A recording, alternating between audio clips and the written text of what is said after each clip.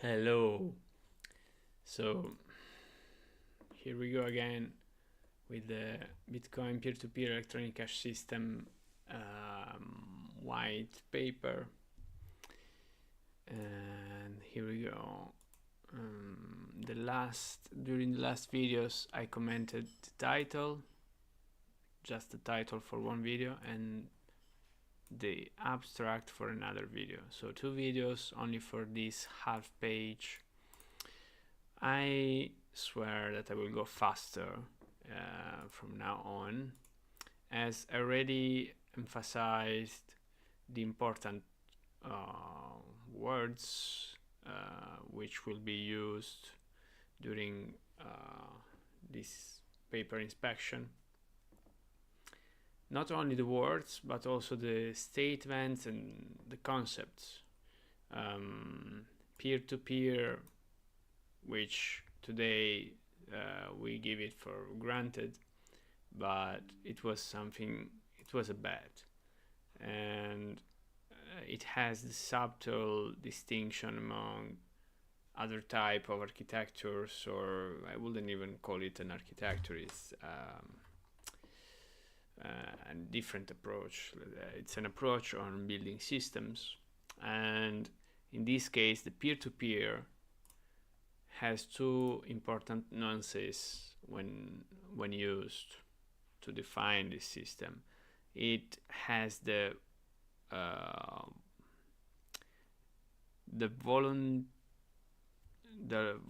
volunteer characteristics, which is saying that people contribute to the system unwilling, and with another slight verticalization on this term, we have not only unwilling but until they will. So the will in this case can be ephemeral. Of course, it's not convenient to get in and out from the network because it has some costs. Each time you want to get in after you've been absent, you need to download and to synchronize with the network, and you lose participation to the consensus mechanism. Therefore, you have to accept the conditions of the network when you're rejoining it. This may mean that even if you do not agree with something, you will need to accept it. And yeah, this basically stands behind peer-to-peer. And then we have the proof of work hashing mechanism, which is the other key. I mean, there are main things here that are really important, but with these 2, you really get at the core of everything here. And the hashing mechanism based on proof of work allows everybody to work being sure of one thing, that even if they have been absent in the network, all things have worked honestly, because as long as the honest participants in the network have the largest pool of computational power, they will be surely those who decide the longest chain of transactions. Not decide, but validate.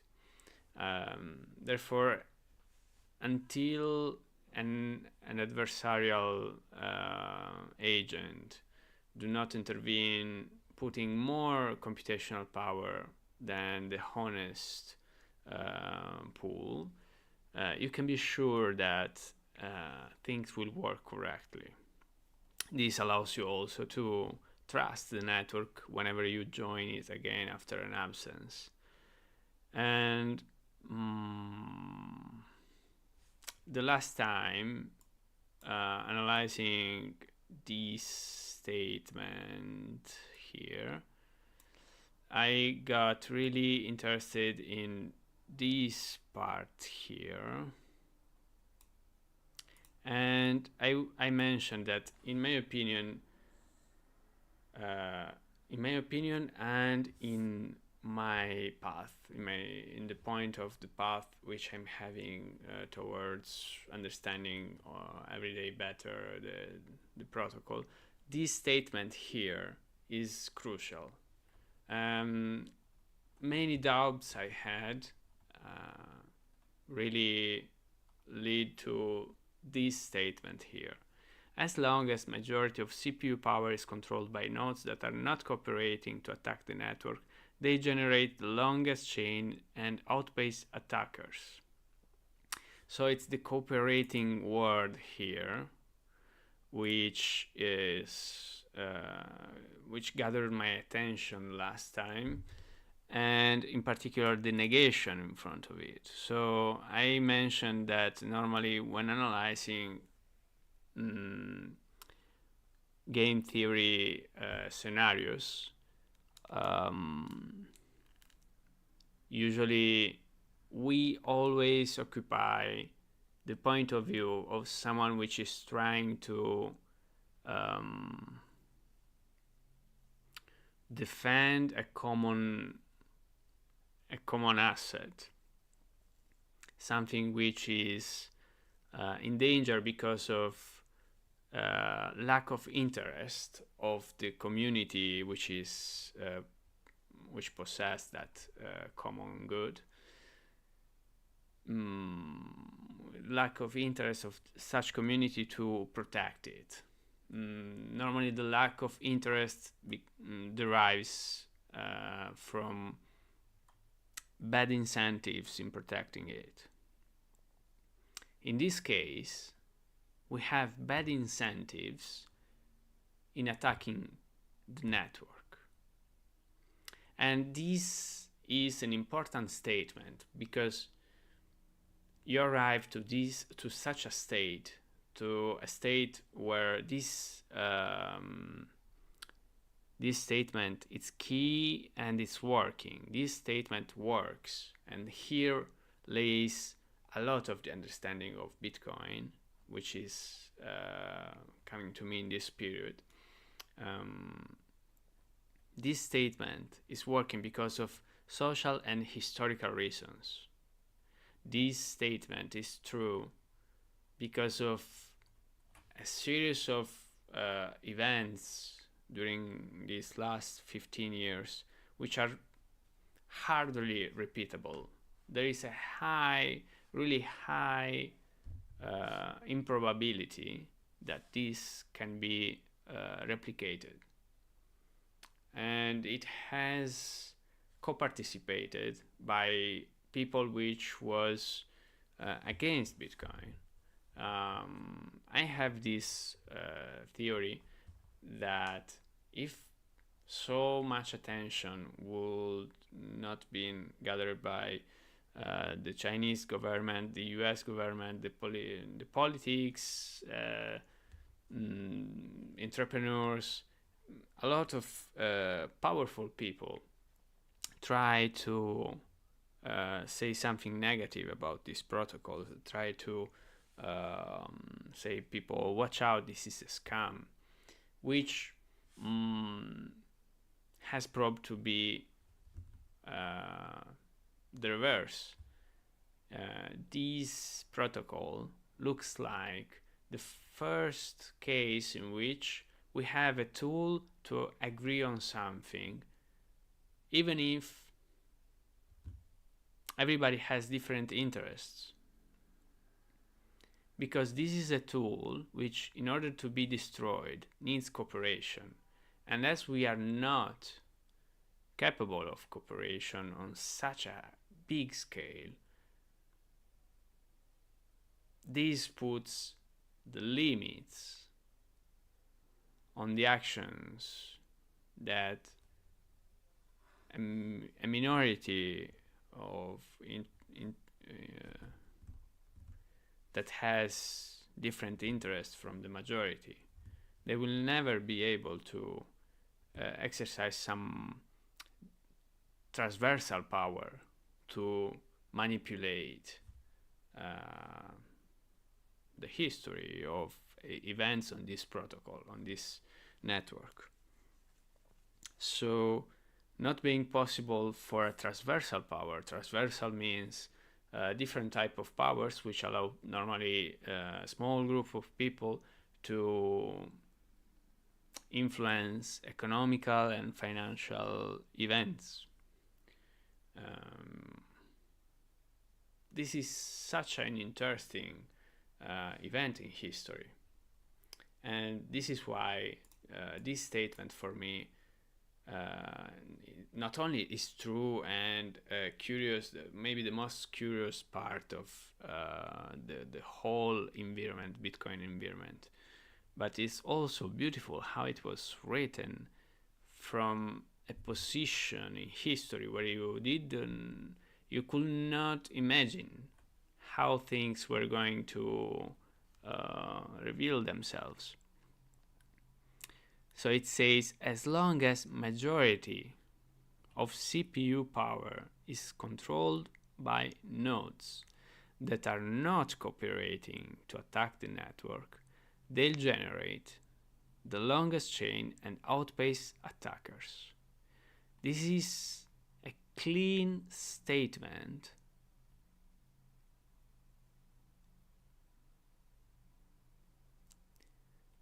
This is like,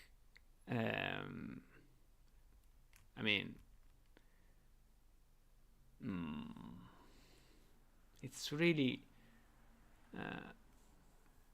clean in the sense that, well, you can change some words and it will have the same sense, but you cannot change like not cooperating.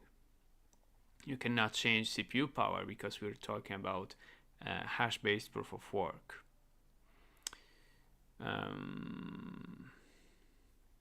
You cannot attack the network because it contains a lot of information when describing an adversarial scenario. And it's not only the divergence of interest and goals, but it's also the willing to try to impose your intentions, your goals on the rest. So with this statement, we are not negating that possibility. We are just putting a price on it. Okay? Therefore, I already spent again 15 minutes on repeating all the stuff that is really interesting, in my opinion, in this short half page. Now we have 9 pages. We have the introduction, the transactions. So the introduction of this paper, it continues with building some context, in which then there's explanation about transactions happening in the network, proof of work, hash-based proof of work. So the timestamp server, because yeah, I was watching. And then the network, the incentives, reclaiming disk space, simplified payment verification, and combining and splitting value. 10, privacy. 11, calculations. Well, and then even some coding information.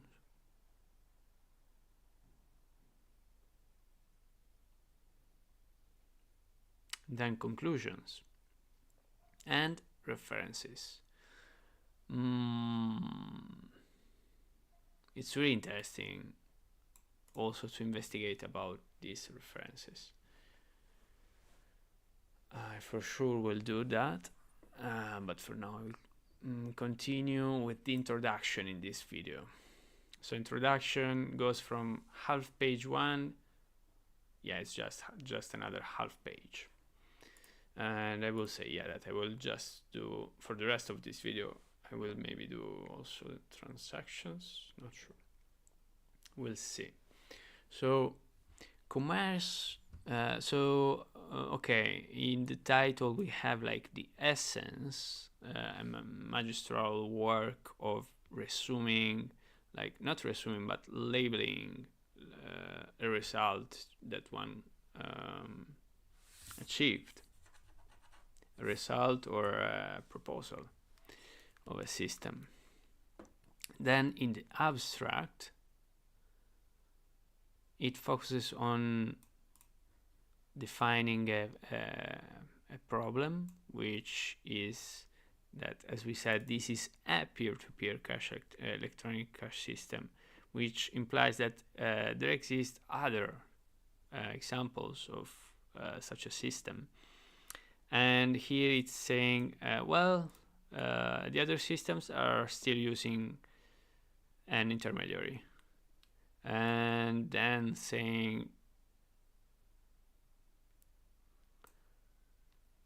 that these systems use digital signatures, which will be part of this system too, but they are still using the third party. So this is making the point of on the state of art in this type of systems until that moment. So here it's immediately saying we propose an alternative, a solution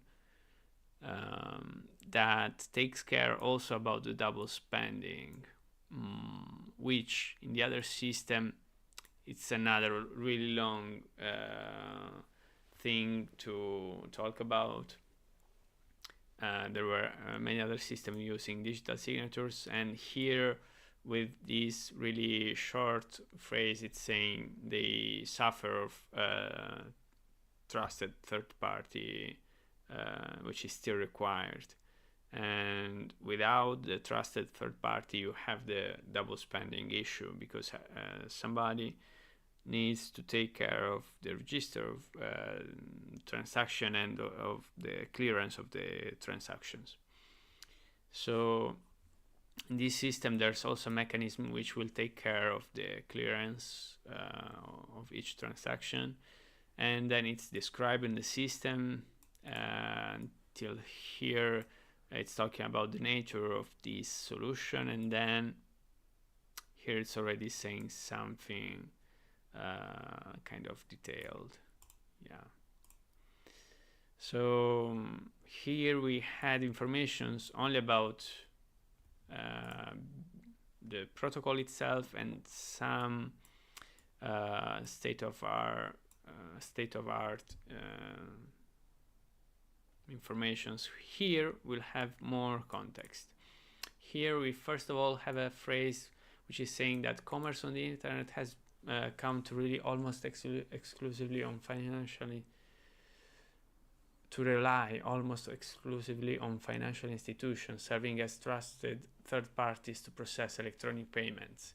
So all the well-known guys are eating on all the commerce on the internet. So this is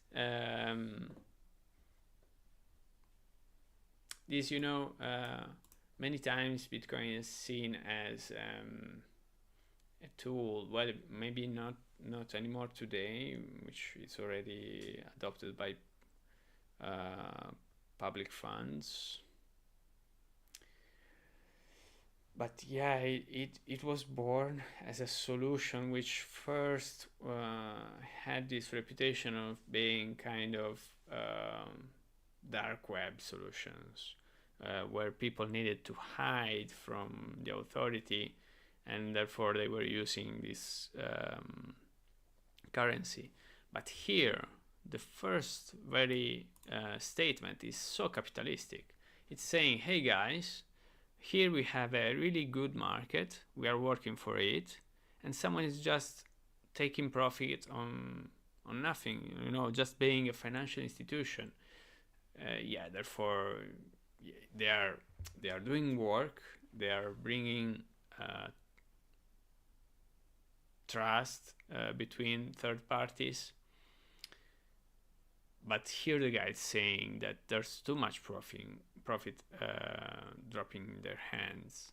And not only, but they say while the system works well enough for most transactions, it still suffers from the inherent weaknesses of the trust-based model. Completely non-reversible transactions are not really possible. First problem. Since financial institutions cannot avoid mediating disputes, because they have friends, they are part of communities, they cannot just be severe like a machine. The cost of mediation increases transaction costs, limiting the minimum practical transaction size and cutting off the possibility for small casual transactions.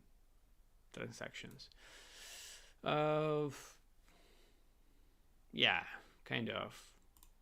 Today maybe it's not that true. Maybe I'm not really aware of the cost, but the transaction costs are still huge, but just because people want to make a markup. But if they wanted, they may diminish the transactions costs.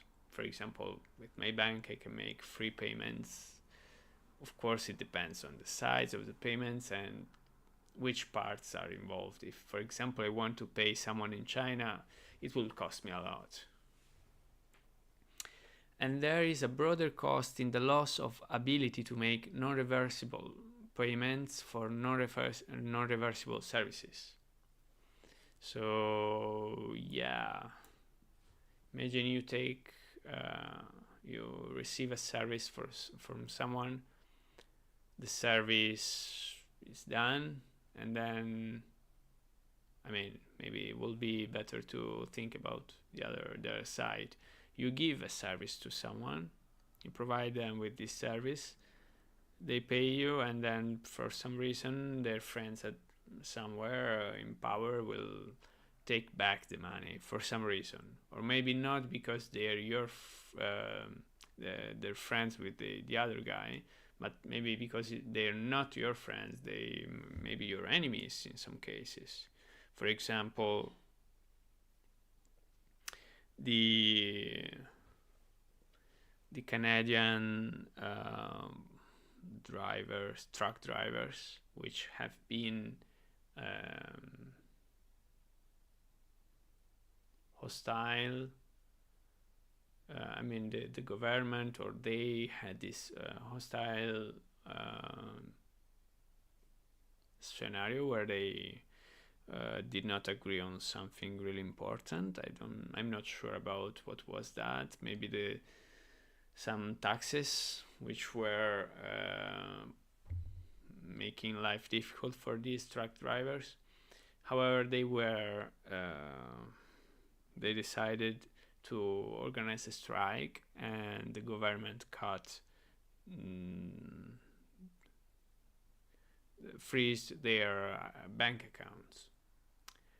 In such a case, I don't care who's right, who's not right, but some guys were not able to use their money anymore, and if they paid someone during those days, this payment did not happen in the end because someone froze the bank accounts. For example, the house payment, even if it was programmed for a determined day, it will not happen. And the same for the rest of the life, daily costs which they need to support. So with the possibility of reversal, the need for trust spreads. Merchants must be aware of their customers, hassling them for more information that they would otherwise need. And a certain percentage of fraud is accepted as unavoidable. These costs and payment uncertainties can be avoided in person by using physical currency, but no mechanism exists to make payments over a communication channel without a trusted party. So here there's like this statement which is really important. So all these huge paragraph is saying, hey guys, the world is navigating online. We do not have an online currency which doesn't need a trusted party. So yeah, there are a lot of issues which are being addressed here. What is needed is an electronic payment system based on cryptographic proof instead of trust, allowing any two willing parties to transact directly with each other without the need of a trusted third party. Transactions that are computationally impractical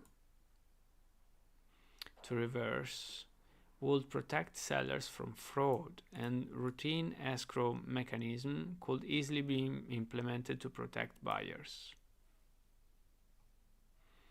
In this paper, we propose a solution to double spending problem using a peer-to-peer distributed timestamp server to generate computational proof of the chronological order of transactions. The system is secure as long as honest nodes collectively control more CPU power than any cooperating group of attacker nodes.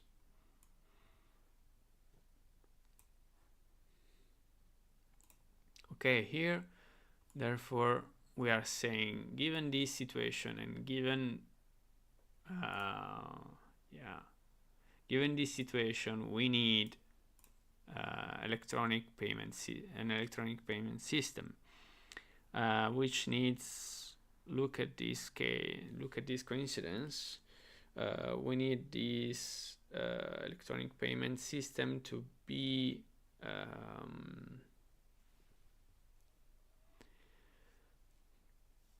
to allow any two willing parties to transact directly with each other without the need of trusted party.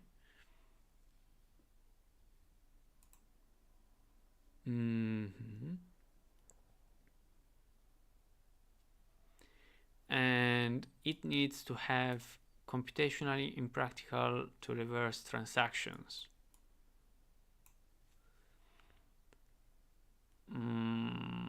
In this scenario, the sellers will be secure from frauds, and escrow mechanism can be implemented to protect buyers. The escrow mechanism is just a third guy which will sign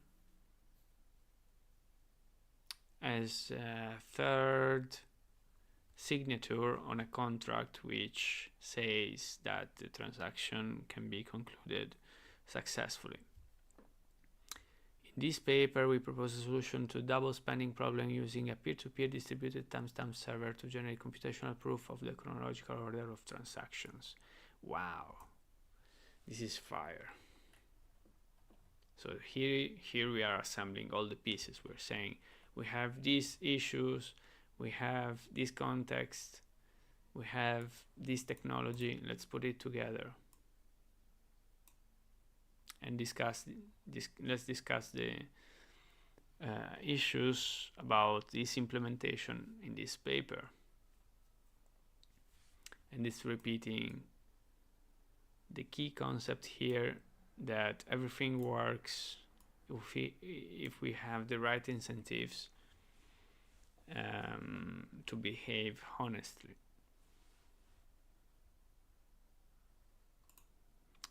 Okay, so it's already half an hour video. I will interrupt it here and make another video about the transactions. which are the next topic in the paper, and they deserve a private video, a dedicated video. So thank you very much. I really appreciate you being here as always. See you in the next